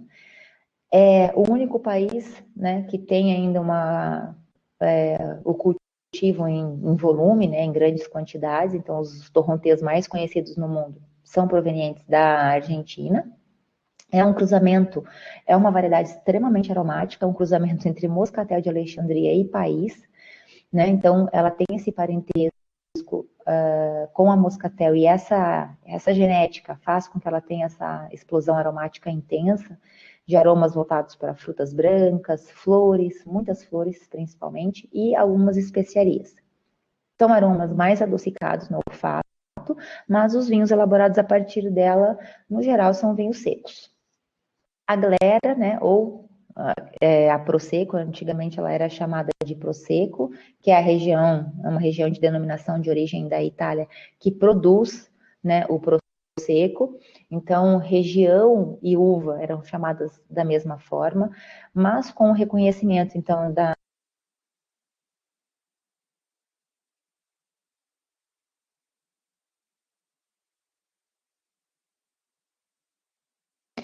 certificação ali de denominação de origem, eles tiraram, né, o nome da uva de Prosecco e voltaram para o nome dela original, porque sempre, na verdade, ela foi chamada de Glera e Prosecco, mas Prosecco se tornou mais popular justamente pelo nome do vinho, e agora com a denominação para desmanchar um pouco a confusão, né, do que é a região, do que é a uva, ela é chamada de Glera. É um dos espumantes mais famosos, né, da Itália. Ele acontece também a formação de pelagem pela segunda fermentação, mas ele tem um método de elaboração que é o método Charmat. A gente vai ver isso também um pouco mais para frente na elaboração de espumantes, ou seja, a segunda fermentação para a incorporação das borbulhas acontece em tanque de inox. Né, são tipo panelas gigantes de pressão, né, autoclaves, hermeticamente fechadas. Então, são vinhos que também agregam muito na questão, na complexidade aromática. E além do Prosecco, a Glera também dá origem a vinhos tranquilos, ou seja, que não tem as borbulhas, não tem gás, né? São vinhos mais vinhos tranquilos, como são conhecidos, sem as borbulhas. Né? Aqui conta o que eu comentei com vocês agora, né, que é a questão do nome da uva também ser Prosecco, né, mas se como a denominação de origem agora protege, então não pode, teve que mudar mesmo o nome e voltou a ser chamada de Glera. Então, principais aromas, né, os aromas frutados, e ela é reconhecida por sua alta acidez, por isso que ela fica tão bem, né, na elaboração de um espumante. A Chenin Blanc, outro exemplar francês muito conhecido, ela é famosa pelos vinhos elaborados ali a partir do cultivo no Vale do Loire. É também muito versátil e é uma variedade que também pode passar, é comum ter passagem por barrica de carvalho. Pode ser fermentada e pode passar só pelo estágio em barricas de carvalho. Ela fica muito interessante, tem características que são exaltadas com essa passagem em madeira. Na França, ela também tem destaque para a África do Sul, então os Chenin Blanc produzidos A partir de uvas cultivadas na África do Sul também tem esse reconhecimento, né? Então é uma região do Novo Mundo que conseguiu ter especificidade na elaboração dos vinhos a partir dela. Na região do Vale do Loire, ela tem espumantes também, que são muito interessantes, e os vinhos tranquilos com passagem por barrica de carvalho. Então, apresentam tanto uma acidez vibrante, mas também notas muito frutadas de frutas brancas, frutas secas, flores, mel. Então, se adequam muito também, assim como a Sauvignon Blanc, às características do terroir. Elaboram desde vinhos secos até os licorosos, né, esses vinhos de sobremesa, e também os espumantes. É uma variedade muito, muito interessante. A Verdejo, bom, a Verdejo ela tem uma contradição aí, uma polêmica, né, na sua história. Então, uma versão diz que ela é nativa do norte da África e a partir de lá no século XI, foi se espalhando. E a segunda versão diz que ela é originária de Castilha e León, que é uma região lá da França, lá da Espanha, desculpem, e é ainda hoje a região que tem a maior área cultivada dessa variedade, faz parte de uma denominação de origem, né, que é a denominação de origem de Rueda. Produz vinhos muito frutados, refrescantes, mas elegantíssimos, tem teor alcoólico elevado, né, tem a possibilidade de uso tanto para elaboração de varietais, mas também ela é muito usada em cortes, né, com outras variedades. Possui também como característica suas notas herbáceas e também é reconhecida pela mineralidade e os toques mais de frutas secas, né, essa nota um pouco mais voltada para as nozes. E falando do Avermentino, que também é uma casta muito cultivada, principalmente na Itália, também na França. A história conta, né, da possibilidade dessa variedade ser, sim, italiana, então ter origem italiana na região de Ligúria. Alguns testes de DNA foram realizados para né, e mostraram que a Vermentino era uma variedade que tinha o nome de Pigato na época, né? Mas não é a única versão sobre a sua origem, existem outras. Alguns defendem, inclusive, que ela seria ou de origem espanhola ou de origem turca, então é tudo muito nebuloso ainda em relação a Vermentino. Não conseguiram achar a sua história, a sua árvore genealógica aí. É muito versátil, também tem uma expressão aromática interessante, né? Os principais aromas encontrados em seus vinhos, pera, maçã, mas também pode ter estrutura e capacidade de guarda ali e trazer uma evolução com notas de frutas maduras, amêndoas e algumas ervas secas.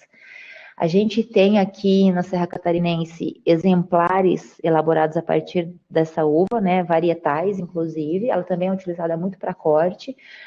A vinícola Abreu Garcia tem o espumante 100% vermentino e tem um vinho tranquilo também 100% vermentino. Então é uma variedade que tem uma expressão muito interessante aqui no terroir de altitude e tem sido pensada por outros produtores para ser implantado em vinhedos.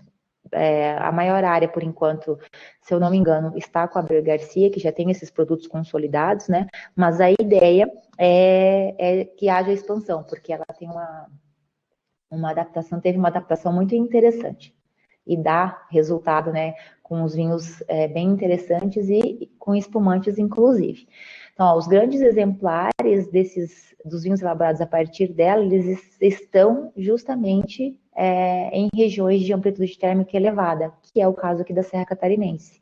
Então, eu tenho a diferença, né, entre a temperatura mínima e a máxima, ela é muito grande, ultrapassa às vezes 15, né, chega a 20 graus de diferença da mínima até a máxima. Então, isso gera condições climáticas para a variedade muito interessantes. Então, ela se adapta muito bem e se expressa muito bem, né?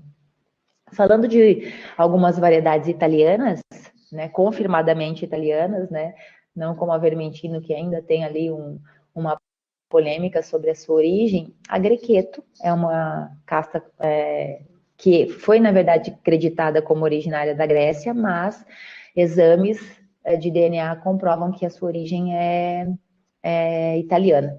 Então, ela é cultivada em regiões da Úmbria, Lazio e Toscana. É uma uva que tem uma casca bastante grossa, um cacho grande, vocês podem perceber até na foto, né? Um cacho bastante grande, mas ela, para ter uma expressão mais característica, digamos assim, e conservar os seus aromas, ela precisa ter um controle na sua produtividade. Então, tem que ter, porque ela é muito produtiva, mas para ela se expressar da melhor forma, com a sua maior qualidade, ela precisa ter esse controle de produção. As principais notas são cítricas, frutas tropicais, amêndoas e avelãs. É um vinho que tem uma estrutura interessante, né? E é muito refrescante. A acidez dela é bem vibrante mesmo, é uma uva que tem bastante acidez. Falando da nossa Gewürztraminer, né? Que também, algumas variedades têm origem controversa e permanece até hoje, tá? Não se conseguiu comprovar ainda a origem de algumas variedades.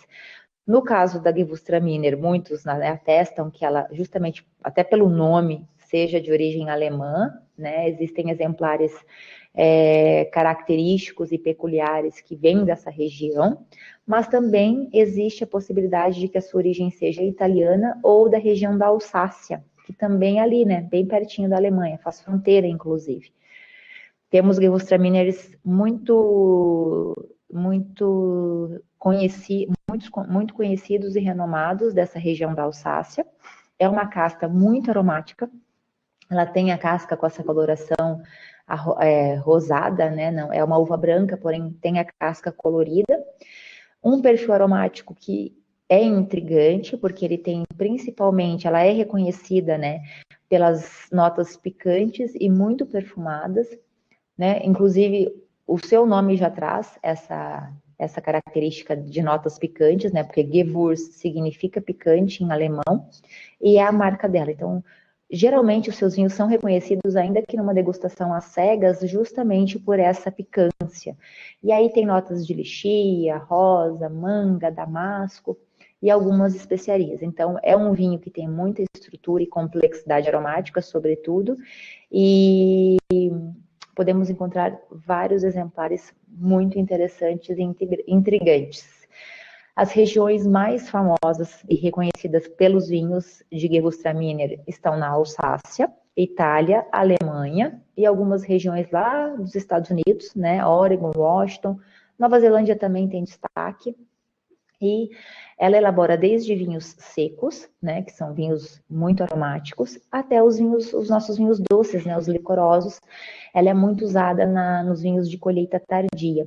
E facilmente, em algumas regiões, ela consegue, então, produzir os vinhos de podridão nobre, né, e o ice wine. Então, ela consegue dar origem a esses estilos pouco comuns, digamos assim, né? São poucos os produtores que conseguem elaborar vinhos a partir principalmente da podridão nobre e do ice wine, né, de forma natural, claro.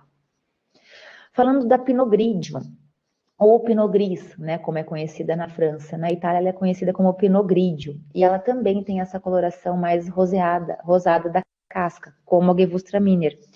É uma variedade que é um cruzamento entre Pinot Noir e Pinot Blanc, então são dois Pinots que dão origem, né, a Pinot Grigio ou Pinot Gris. Ela também se adequa muito bem aos terroirs, né? As regiões mais frias têm acidez mais vibrante, mais marcante, e tem uma intensidade aromática também maior. São vinhos que podem ser desde leves a delicados, né? Tem frutas brancas, frutas cítricas, bastante flor e especiarias também. E nas regiões mais quentes, o vinho ele tem um corpo, né? Tem mais estrutura e dá um pouco de espaço, né? As notas frutadas e florais dão um pouco de espaço para a mineralidade. Então é bem característico quando ela é cultivada em regiões mais quentes. Outra variedade muito aromática, né, e muito conhecida principalmente aqui no nosso país pelo moscatel, pelo espumante docinho, né, é extremamente aromática, dá origem a esse espumante e a gente consegue elaborá-lo de forma com uma qualidade muito alta, né? Ele é reconhecido mundialmente, os nossos espumantes a partir da Moscato. Na verdade, a Moscato ou Moscatel, ela não é uma uva, uma única variedade, uma única casta. Eu comentei com vocês no início, né? É uma família de mais de 200 variedades diferentes, todas elas muito aromáticas. Então, as que a gente tem aqui mais comumente cultivadas é a Moscato Bianco e a Moscato Giallo. Muitos estudiosos apontam, né, a sua origem para a Grécia ou Egito, mas ela é muito versátil, ela se adequa muito bem a diferentes terroirs. Nós temos exemplos de alguns produtores agora elaborando a Moscato no formato de vinho seco, né, vinho tranquilo e vinho seco. Surpreendente, né, ela mantém essa característica de aromas, ela é muito adocicada no nariz, mas quando você coloca em boca, surpreendente, né, a secura do vinho, é um vinho que traz leveza, refrescância e muito aroma. Então é bem interessante, é um vinho bem fácil de ser tomado. No Vale do São Francisco, ela conseguiu bastante destaque, principalmente por conta do moscatel, então a gente tem muitos moscatéis espumantes, né, reconhecidos aí a partir de uvas cultivadas lá no Vale. E o perfil aromático tem destaque para as frutas, mas ela tem um descritor muito característico, que é a flor de laranjeira, e também as frutas brancas, né? E um pouco de notas adocicadas que lembram mel, um pouco melado, né? Falando da Viognier, que é uma outra variedade francesa, muito cultivada na França, muitos rótulos elaborados nesse país que são conhecidos mundialmente, mas ela também tem destaque para a Itália, Suíça, Nova Zelândia, África do Sul, Argentina, Chile e aqui no Brasil. É uma variedade que expressa nos seus vinhos muitas frutas brancas, mas ela também tem algumas ervas características, chás, então camomila, lavanda, o tomilho e frutas secas e também algumas notas florais. Muito usada em cortes, tá? Mas também é usada para fazer varietais. A gente tem alguns rótulos aqui no Brasil, né, nacionais, a partir da Viognier. Aqui na Serra Catarinense tem a Cata Terroirs, que tem um rótulo que é Viognier. Então, é uma casta bem interessante também, que dá origem a esses vinhos que têm essa expressão, essa intensidade aromática muito característica. Falamos agora de uma variedade portuguesa, a Alvarinho. É uma variedade também cultivada aqui no Brasil, em algumas regiões, dá origem a uns vinhos muito interessantes. Ela é uma variedade usada nos famosos vinhos verdes, né? Uma denominação de origem que elabora esse vinho também tão característico. Faz parte do corte, né, do vinho verde. Ela se adaptou muito bem no norte de Portugal e na fronteira com a Espanha. Então, esses rótulos varietais produzidos nessas duas localidades são mais encorpados e aromáticos, então tem complexidade. Mas também ela consegue agregar muito valor, tanto de estrutura quanto com relação aos aromas, quando a gente fala na composição do vinho verde, tá? O vinho verde, ele é uma denominação de origem da região do Minho, né, entre os rios Minho e Douro. É um corte de diferentes castas, todas autóctones, ou seja, todas de origem portuguesa. A Alvarinho faz parte desse corte, né? E são vinhos que, quando são varietais, ele tem essa intensidade aromática, mas ao mesmo tempo é muito delicado e tem essa estrutura que eu comentei com vocês. E interessantemente, né, mesmo sendo um vinho branco e mesmo, né, não tendo contato com as cascas ali na hora da fermentação, ele possui uma quantidade elevada de taninos para uma casta branca, né? E isso é interessante. Então, se a gente pensar numa maceração pré-fermentativa, a gente vai extrair, né, mais estrutura e vai ter essa presença tânica que não é tão comum em vinhos brancos. Imagina assim, até para fazer um vinho laranja, né, que interessante seria essa casta. É muito aromática, a gente tem as notas frutadas e florais, né, mas tem o destaque para banana, erva cidreira, flor de laranjeira, tem algumas nuances minerais também, e a acidez ela não é tão vibrante, né, como eu comentei com vocês da Grequeto, por exemplo, tem uma acidez mais equilibrada. Falando de uma variedade, outra variedade italiana, né, que é a Garganega, ela é comprovadamente italiana, tem um cultivo expressivo na Itália, principalmente na região ali de Emília-Romanha, né, no Vêneto. É a casta mais importante, principalmente quando a gente fala dos vinhos da denominação de origem de Soave, que é uma região ali no norte da Itália. É uma cidadezinha medieval na província de Verona. Então, os brancos que são elaborados nessa cidade de Soave, nos produtores, né, com as uvas cultivadas ali naquela região, eles têm um reconhecimento também mundial, são muito interessantes e muito característicos. E a Garganega, ela é a principal casta, então, desses vinhos. É uma variedade que se destaca muito quando é cultivada em solos vulcânicos, né? E nessa região a gente tem a presença desse tipo de solo. Então, por isso que eles têm tanta especificidade e expressividade, na verdade, né? Ela tem um corpo mediano, tem notas aromáticas de flores, maçã, pera, o damasco também e a amêndoa. São descritores muito comuns nas variedades brancas. Em menor ou maior intensidade, eles vão estar meio que presentes ali como descritores chaves, digamos, das variedades aromáticas, das variedades brancas. Tem frescor, tem aromas delicados, mas pode ter também uma picância, né? Tem a pimenta branca, um pouco de nota mais adocicada como a baunilha. Então, é uma variedade que tem estrutura e características para passagem em madeira. Então, assim como a Chenin Blanc, a Chardonnay, a Garganega, ela tem esse perfil de poder passar por barrica de carvalho. Bem interessante. Falando então da Riesling, outra variedade bastante aromática, muito conhecida pelos vinhos alemães, né? A origem dela é comprovadamente alemã, tem registros do seu cultivo desde o século XV, então é bem antiga, né? É uma uva muito aromática, então dá origem a vinhos extremamente complexos, né? Com notas até oxidativas. As regiões mais famosas, né, de produção desses vinhos são as vinhas que vêm ali são cultivadas no Moselle e Reno. São vinhos de destaque, principalmente porque eles conseguem trazer a complexidade das notas frutadas, junto com as minerais e até o famoso aroma de petróleo, né?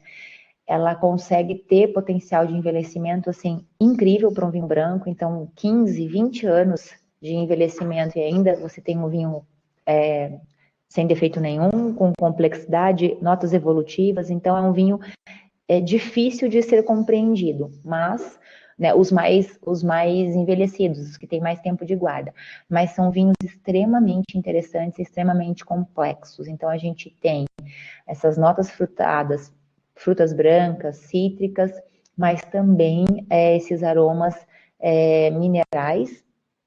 Ela é a variedade mais conhecida por dar aos seus vinhos essa característica tão presente, né, dos aromas minerais.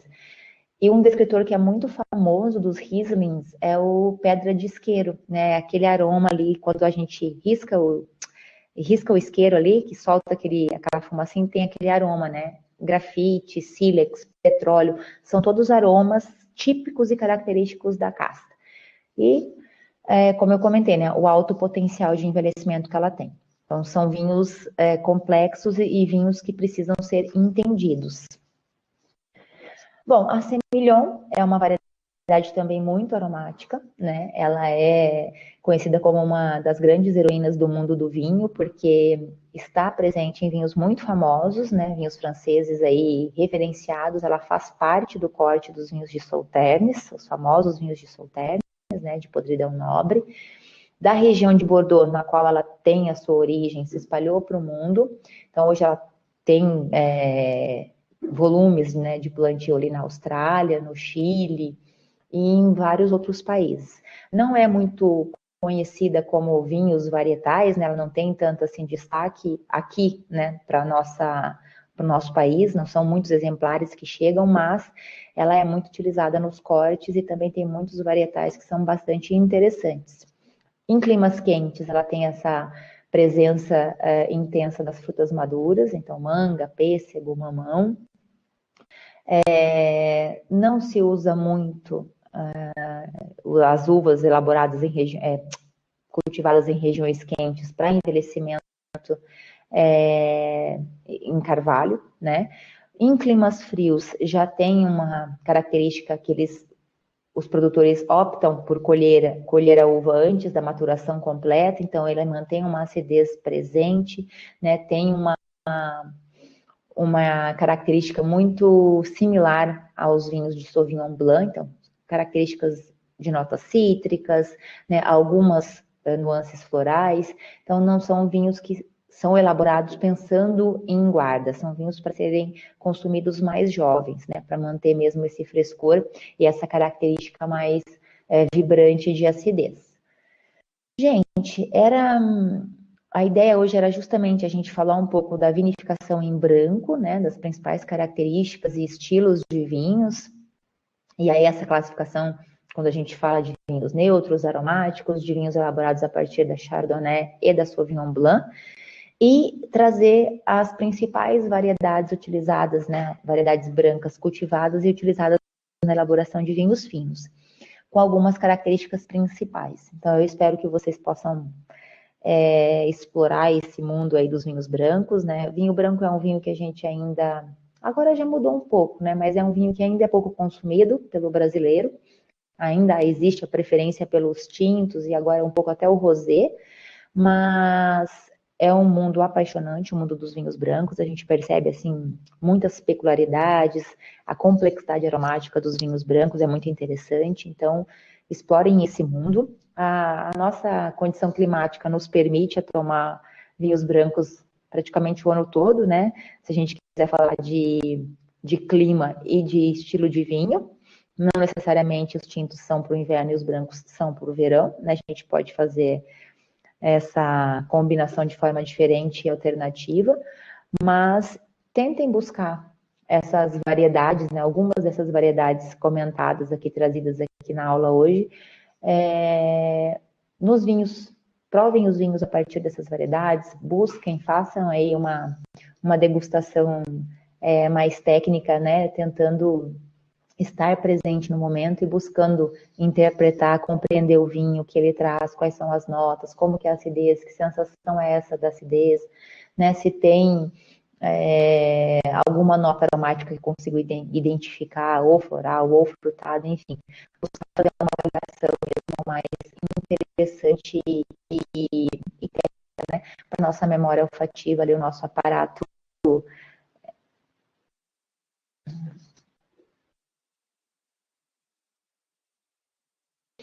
a gente testar aí o nosso aparato olfativo, né, o nosso sistema aí sensorial, né, e façam aí as degustações, as análises sensoriais de vocês, que é muito interessante. Combinado? Bom, era esse o assunto da aula de hoje. Eu vou passar uma atividade também para vocês, tá? Acompanhando o material da aula, em relação à aula passada, da elaboração dos vinhos tintos, e agora em relação à elaboração dos vinhos brancos. A sequência das próximas aulas vai ser justamente a elaboração de vinhos, tá, gente? A gente vai falar dos vinhos rosés, dos espumantes.